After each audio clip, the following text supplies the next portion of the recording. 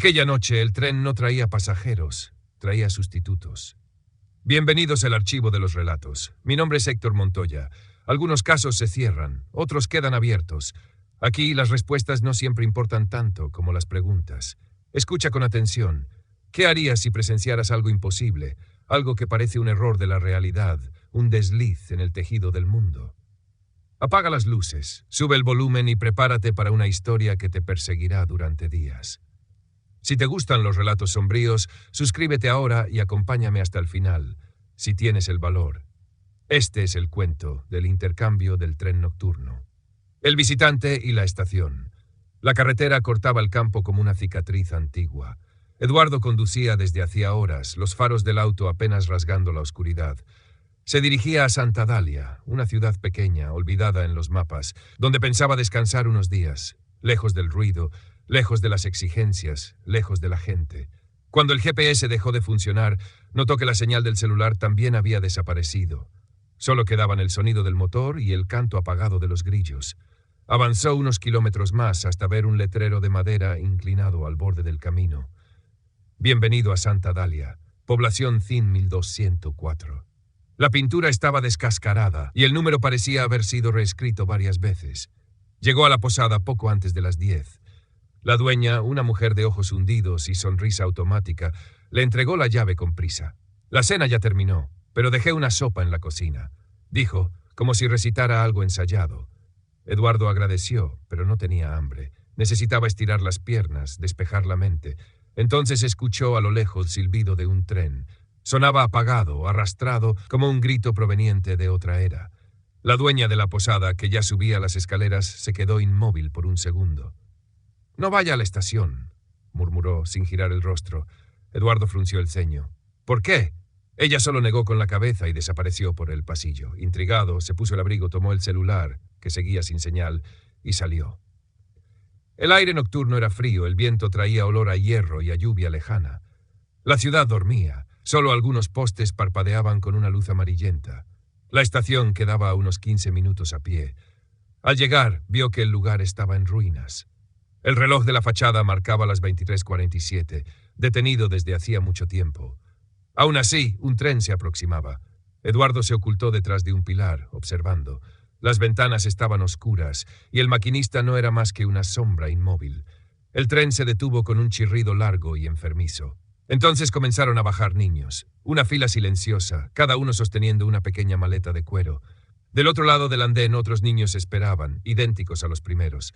La misma ropa, los mismos rostros, la misma mirada vacía. Uno a uno, los que bajaban eran sustituidos por los que subían, sin un sonido, sin una sola mirada de sorpresa, como un ritual. El corazón de Eduardo se aceleró. No puede ser real, pensó. Parpadeó, se frotó los ojos, pero la escena continuaba. El tren silbó de nuevo y lentamente comenzó a alejarse, llevándose a los nuevos niños consigo. Cuando el último vagón desapareció en la oscuridad, los que quedaron en el andén simplemente se dieron la vuelta y caminaron hacia el interior de la ciudad. Eduardo permaneció allí, inmóvil, durante largos segundos. La luna parecía más pálida ahora. Juraría haber oído a uno de ellos murmurar su nombre.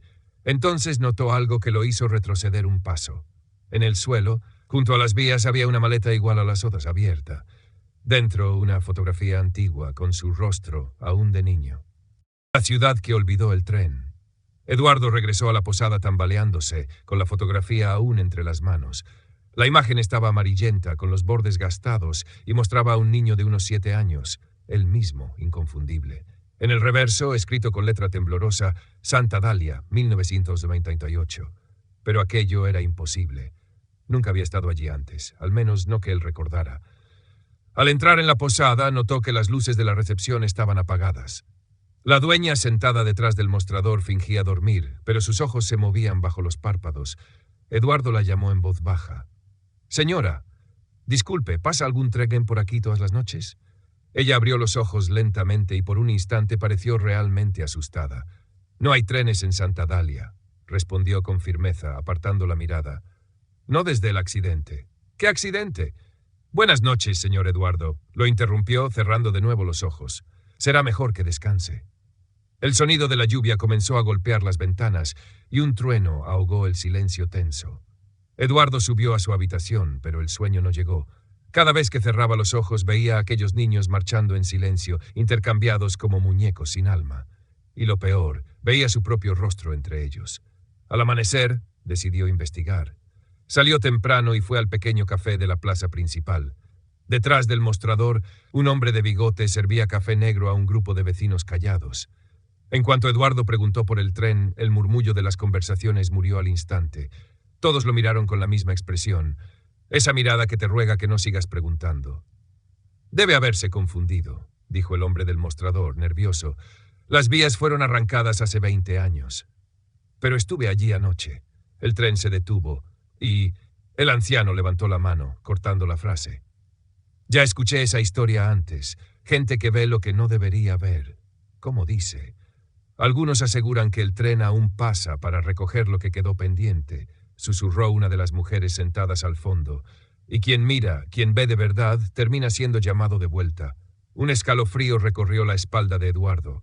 ¿Llamado de vuelta? Pero nadie respondió. La mujer giró el rostro hacia la ventana. El anciano fingió limpiar el mostrador y los demás retomaron conversaciones sobre cualquier otra cosa. Salió del café con la sensación asfixiante de estar siendo observado. La gente caminaba despacio por las calles y, por un momento, tuvo la impresión de que algunos de ellos eran los niños ya crecidos, los mismos rasgos, la misma mirada ausente. De regreso en la posada, encontró la puerta de su habitación abierta. Sobre la cama, alguien había dejado otra maleta de cuero. Dentro, un juguete. Un pequeño tren de hierro oxidado y una etiqueta diminuta. Hoy, 23:47. La sangre de Eduardo se heló. Era la misma hora detenida en el reloj de la estación. Miró hacia la ventana y notó el detalle que lo hizo estremecerse. En el vidrio empañado por la lluvia, alguien había escrito con un dedo una frase breve. El siguiente eres tú. El regreso a la estación. Todo el día pareció arrastrarse en un sopor inquietante. Eduardo intentaba convencerse de que todo no era más que una serie de coincidencias, sueños vívidos provocados por el cansancio. Pero cada vez que miraba el pequeño tren de hierro sobre la mesa, sentía que algo le devolvía la mirada. Incluso llegó a esconderlo en el cajón, pero el sonido del metal golpeando dentro del mueble resonaba como un tic-tac lejano, como si el objeto respirara. Por la tarde salió a caminar. Las calles estaban casi desiertas. Las pocas personas con las que se cruzaba apartaban la mirada. Algunas incluso cerraban las cortinas al verlo pasar. Cuando intentó hablar con un policía en la esquina, el hombre lo interrumpió antes siquiera de escuchar la pregunta. Usted no debería estar aquí de noche. Solo quiero saber por qué todos fingen que ese tren no existe. El policía lo miró como quien observa a un condenado. Porque si admites que lo viste, vuelve por ti. Eduardo dio un paso atrás. ¿Qué es ese él? El policía solo respondió, no es el tren lo que viaja, son las almas. Y le dio la espalda, perdiéndose en la neblina que comenzaba a caer. De regreso en la posada, Eduardo encontró de nuevo a la dueña tras el mostrador. Esta vez parecía distinta, abatida, con los ojos enrojecidos y el semblante roto. Antes de que él pudiera decir algo, ella habló. Yo te vi en el tren cuando eras niño. Eduardo se quedó helado. ¿Qué? Fue hace muchos años. Llegaste con los otros, de la misma manera, pero huiste antes de la partida. Por eso el tren regresó. Siempre regresa.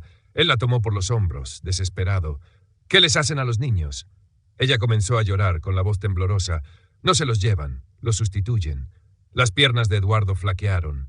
El recuerdo llegó como un relámpago, una estación antigua, rostros idénticos al suyo, una mano tirando de él para alejarlo, el sonido de un silbato resonando en la oscuridad.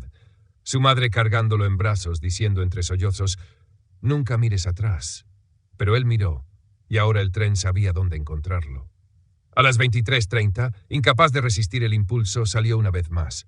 La lluvia había vuelto, fina e insistente, y la niebla se apoderaba de la ciudad. El camino hacia la estación parecía más corto ahora, como si el lugar lo llamara. Cuando llegó, las vías brillaban mojadas, como si nunca hubieran sido arrancadas, y el reloj de la fachada, que hacía unas horas no marcaba nada, había vuelto a funcionar. 23:46. Un silbato distante. Eduardo sintió el suelo vibrar levemente. Desde las sombras comenzó a surgir el mismo tren negro, lento y pesado, crujiendo como si arrastrara siglos de pecados.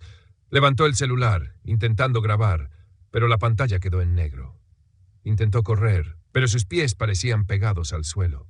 Las puertas del tren se abrieron con un chasquido seco. Dentro, penumbra total. Y en el andén, una pequeña multitud aguardaba en silencio. Los habitantes de la ciudad. Todos lo observaban, todos lo esperaban. Eduardo dio un paso atrás, pero al girarse vio que la salida estaba bloqueada. Detrás de él, un niño sostenía una maleta idéntica a la suya. La misma estatura, el mismo rostro, la misma mirada. El niño lo miró y dijo, con una voz baja, casi un eco: «Ahora es tu turno de entrar». El tren de los reflejos. El viento sopló con fuerza, levantando polvo y hojas muertas por el andén. El reloj de la estación marcaba las 23:47, el mismo instante congelado que había visto la primera noche. Eduardo no podía moverse. El niño frente a él, su reflejo en miniatura, lo observaba con una mirada vacía, sin alma, como un espejo viviente. «¿Quién eres tú?», preguntó con la voz temblorosa. El niño sonrió apenas. «Soy lo que quedó atrás». El sonido metálico del tren resonaba como un corazón latiendo. Desde las ventanas oscuras comenzaron a moverse siluetas. Pequeños rostros pegados al vidrio, idénticos entre sí, observándolo en silencio.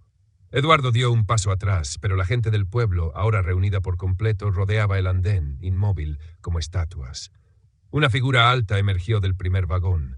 Vestía un abrigo negro y su rostro estaba cubierto por una máscara antigua, agrietada. La voz surgió distorsionada, como si resonara desde el interior del metal. «El ciclo debe completarse». Eduardo retrocedió, sintiendo el frío ascender por su cuerpo. «No les debo nada», gritó. La figura inclinó la cabeza. «Todos le deben algo a quienes los crearon». El niño se acercó, levantando la pequeña maleta que llevaba consigo. Dentro había un juguete roto, un tren de metal igual al que estaba en la habitación de la posada, solo que ahora le faltaba una pieza. El niño extendió el objeto hacia Eduardo. «Faltas tú». Por un instante sintió que el mundo giraba. Fragmentos de memoria comenzaron a surgir. Una casa antigua, una habitación llena de juguetes, el sonido del silbato del tren y risas infantiles. Luego, gritos. Y la imagen de él mismo corriendo por las vías mientras el fuego lo consumía todo. Recordó el periódico viejo que su padre leía en aquella época. Incendio en Santa Dalia deja 18 niños muertos. Tren fantasma desaparece con los cuerpos. Y un pensamiento lo golpeó como un puñetazo. Él no era el visitante, él era uno de los desaparecidos. El tren no venía a buscar, el tren venía a devolver. La figura enmascarada extendió la mano.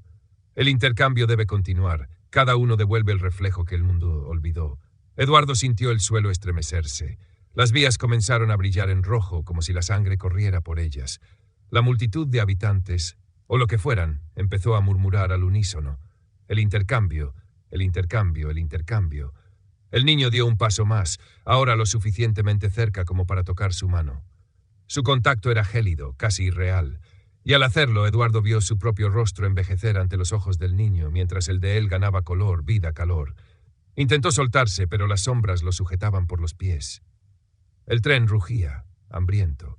En medio del sonido ensordecedor del silbato, Eduardo percibió como el reflejo de la estación comenzaba a disolverse, como si el mundo fuera una fotografía quemándose por los bordes. Antes de ser devorado por la oscuridad, la figura enmascarada susurró junto a su oído. Ahora el lugar es suyo. El último sonido que escuchó fue el silbato largo y triste del tren alejándose. Cuando la niebla se disipó, el niño, ahora vivo, respirando, estaba solo en el andén, y en su pequeño bolsillo había una fotografía nueva. Un hombre de ojos vacíos, atrapado detrás del vidrio de un vagón oscuro. El tren de las copias. El reloj de la estación marcaba las 23:59, el último minuto antes de la medianoche. El silbato del tren resonó por la pequeña ciudad, arañando el silencio como un grito antiguo. El hombre, jadeante, escondido detrás de un poste, observaba mientras el mismo ritual comenzaba, con la precisión de un reloj maldito. La luz de las lámparas se balanceaba con el viento frío. Las sombras de los niños volvían a formarse en el andén. Eran 5, 6, 7 pequeñas siluetas. Pero esta vez notó algo distinto. Una de ellas lloraba.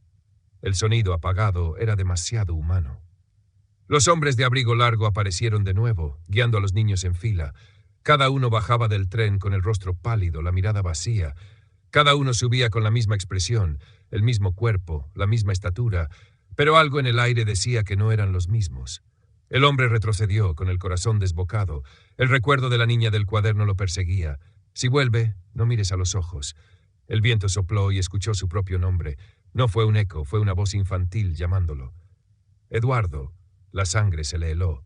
Detrás de él, detenida en el andén, estaba la niña idéntica a la del primer día. El mismo cabello, la misma ropa, pero la mirada era la de alguien que sabía. «Viste lo que no debías», susurró ella, extendiendo el cuaderno. «Ahora el tren te necesita». El silbato sonó de nuevo. El suelo vibró bajo sus pies. Las ruedas de hierro cortaban la noche como cuchillas. Intentó correr, pero los niños comenzaron a rodearlo uno a uno, sonriendo, todos con el mismo rostro, todos con la misma mirada vacía. La niña abrió el cuaderno. Las páginas estaban cubiertas de dibujos, retratos perfectos de rostros iguales, decenas de ellos. En el centro, un espacio en blanco. Alzó la vista y dijo: «Falta solo el tuyo». El tren se detuvo, el humo lo envolvió, y cuando se disipó, el hombre ya no estaba allí. En el andén, un nuevo niño descendió, la misma estatura, la misma mirada. Pero ahora, entre las pequeñas figuras idénticas, había una con el rostro de Rafael. El silbato sonó por última vez. El tren partió, llevándose a los niños y trayendo a otros. La ciudad volvió al silencio. En aquel pueblo olvidado todos lo sabían. El tren no transportaba personas, las intercambiaba. Así termina la historia del hombre que vio lo que nadie debía ver. Un tren que no lleva pasajeros, sino almas duplicadas.